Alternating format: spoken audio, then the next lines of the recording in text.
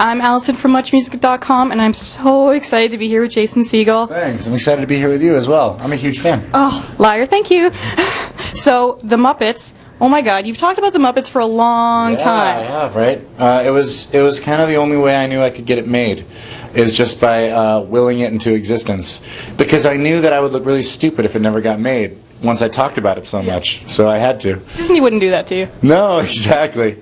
Was there a moment, though, when they called you and said, okay, you're in, where you kind of went, oh God, now I have to do it? And as a Muppet fan, I have to live up to my expectations? You know what, I was so excited about this movie getting made just because I felt like the Muppets deserve to be back where they belong on the big screen. And so, no, I was very, very, very excited when they decided to make it. It's sort of like, movie making is surprising, though. There's this, like, idea that there's some phone call that happens, and then they're going to make the movie. It's really not until the day you arrive on set and they say action that you know they're actually going to make it. So that was an exciting day. Yeah. And, of course, it's not the first time we've seen you work with puppets. Yes. I assume pants stay on in this film. Mine do. Yeah. Kermit the Frog, though. Constant full frontal nudity. Right? Yeah. What's up with that? He's an exhibitionist, what can I say? A little bit. Yeah. How much did Forgetting Sarah Marshall kind of help get this movie made? It certainly gave me any credibility in terms of saying to them I wanted to do a puppet movie. Mm-hmm. Otherwise I just would have been some dude. And I had met the Henson Company through them making those puppets, and that sort of started things off, but I've been a crazy puppet fanatic my whole life. Like, how does one, is there like a niche market for puppet fans? Do you find you're on your own, and now that you've made the Muppet film, like, there are people coming out of the woodworks, or?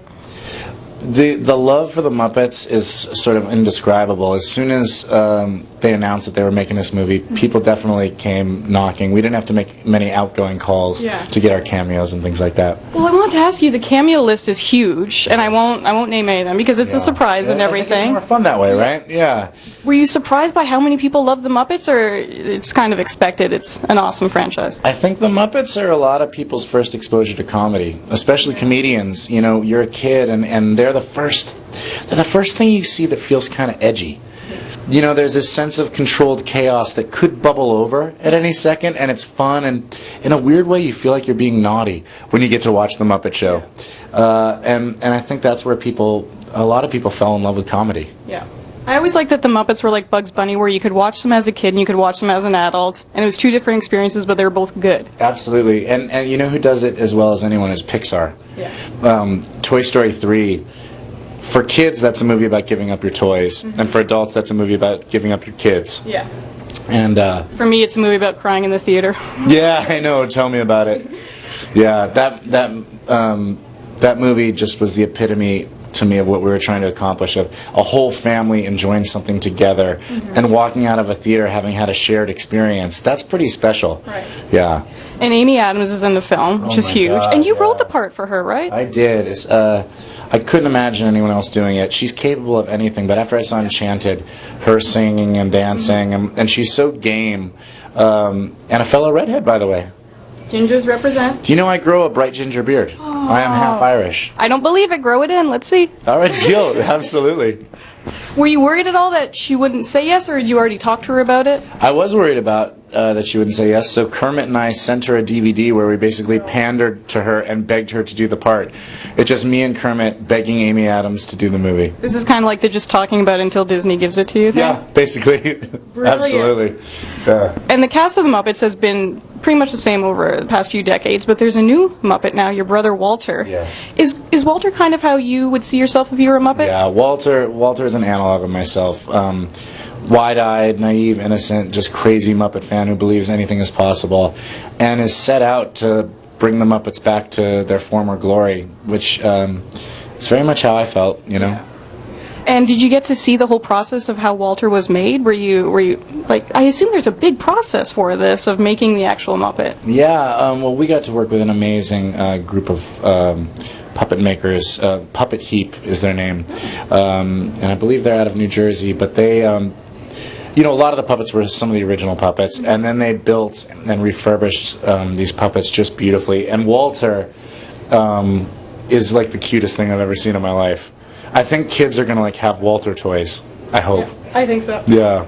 And Brett McKenzie doing the music is brilliant. It's a perfect match, you know. The Flight of the Conchords are very Muppety Yeah. in their style, and they're very innocent and sweet and naive, and they never say anything bad about anyone. And that's where the songs, like, they just fit the movie perfectly. Did you write with him at all, or was that just him? No, we would write ideas for what the songs were about, but Brett really took the reins.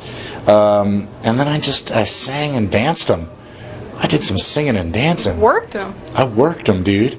Did you get to see the film? I haven't gotten to see it Oh, yet. you're going to be happy. I've watched like 15 clips, so I've kind of pieced it together, but I'm really, really excited. You're gonna be happy. I'm very excited Yeah. about it.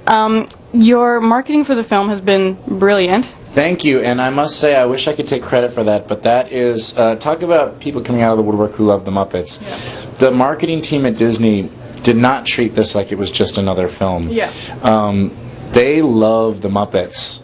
This group of, like, I think they'll appreciate what I mean, but, like, they're Muppet dorks, Yeah. like me, and they set out to make these viral videos and fake teasers that are so funny, and they're just so in spirit with what the movie is about, and it felt like a bunch of people coming together for a greater purpose to, like, bring back these Muppets. And of course, you wrote the Muppets, and you have an amazing film and television career. And I thought there's still a few weeks left before the movie comes out, so you could do a few Muppet movie posters based on your career. So I put some ideas together for you. Gosh, Yeah. this is exciting.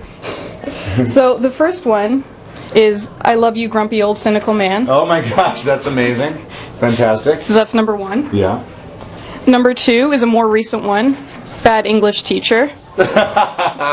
That's fantastic. Okay, I'm in. Got 2 more. "How I Met My Brother," Oh my goodness. which this is the cutest picture I've ever seen, by the way. Yeah, but how do you not work for our marketing team? I mean, this is amazing. Thank you, thank you. And my last one just shows that I am an old school Jason Segel fan. Oh my god. Freaks and Beaks. Wow, that might be my favorite. Freaks and Beaks is hilarious. Thank you. Wow. So feel free to use them. Disney's got some money if they want to throw them up on a billboard. I think I just fell in love.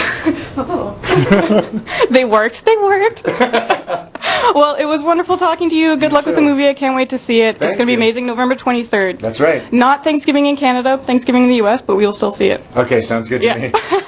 That was great. Thank you so much.